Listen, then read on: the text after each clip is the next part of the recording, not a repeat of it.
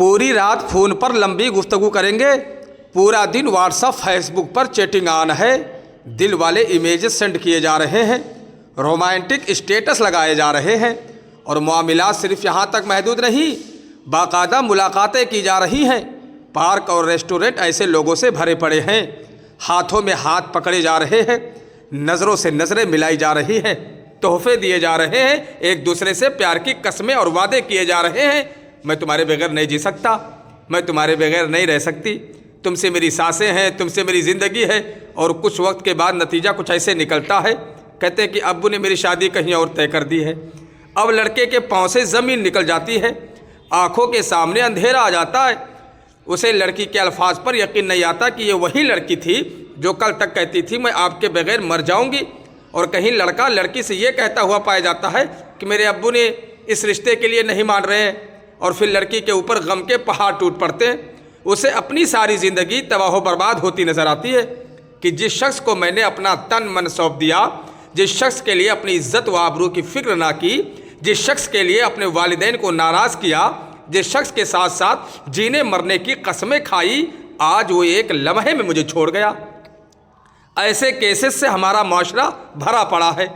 हर दूसरे घर में आशिक बैठे हैं, मैं फ़लाँ से मोहब्बत करता हूँ, मैं फ़लाँ से प्यार करती हूँ, और जब उनकी मोहब्बत उनका इश्क नाकाम हो जाता है ना, तो कुछ वक्त तक देवदास बने घूमते हैं कि फ़लाँ ने मुझे धोखा दे दिया, फ़लाँ ने मेरे साथ गलत किया, फ़लाँ ने मेरी ज़िंदगी ख़राब की, फ़लाँ ने मेरी इज़्ज़त ख़राब की। ये सब मर्द एक जैसे होते हैं, औरत में कभी वफ़ा नहीं मिलेगी।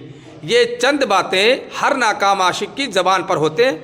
इतना ही नहीं, साथ ही साथ ये लोग नसीब को भी नहीं बख्शते, नसीब को भी कोसना शुरू कर देते हैं।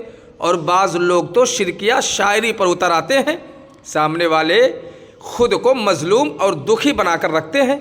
बंदा पूछे तुम्हें कहा किसने था कि उसके अंदर घुसो, किसने कहा था फ़ोन पर इतनी लंबी कचहरियाँ लगाओ, किसने कहा था प्यार की कसमें खाओ वादे करो, किसने कहा था मुलाकातें करो।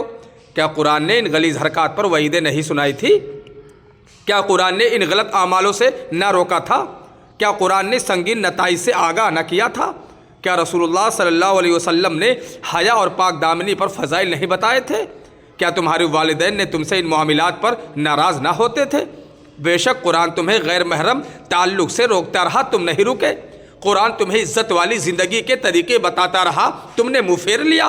कुरान ने तुम्हें हया वाली ज़िंदगी के फ़ज़ाइल बताए, तुमने पसे पुश्त डाल दिए। रसूलुल्लाह सल्लल्लाहु अलैहि वसल्लम ने फरमान सुनाए, तुमने नहीं सुने। वालिदैन चीख चीख कर हलकान हो गए, तुमने एक ना मानी। सैकड़ों वाक़यात तुम्हारे सामने रोनुमा हैं, तुमने सबक ना सीखा।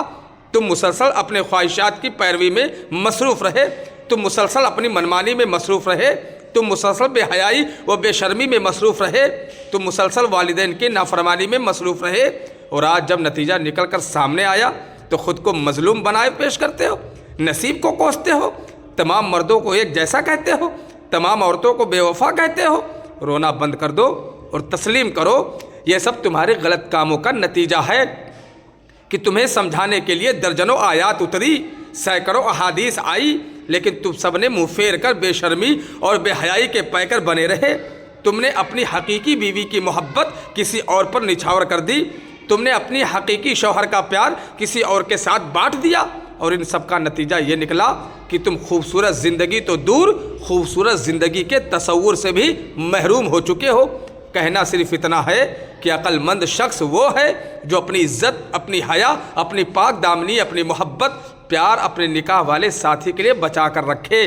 ये गैर महरम से ताल्लुक़ 100% दुनिया व आखिरत की तबाही है। अगर आशिक शादी में कामयाब हो भी जाते हैं तो शादी के बाद बेपनाह मसाइल का सामना इस बिना पर होता है कि शादी से पहले दोनों राब्ते और मुलाकातें कर चुके हैं, वो बरकत ही ख़त्म हो जाती है। कोर्ट में जाकर देखें तो 75% तलाक के केसेस इश्किया जोड़ों के मौजूद हैं। शादी हमेशा उन लोगों की कामयाब होती है जो हया और शर्म वाले होते हैं। ये गैर महरम से इश्क व ताल्लुक़ तुम्हें कहीं का ना छोड़ेगा।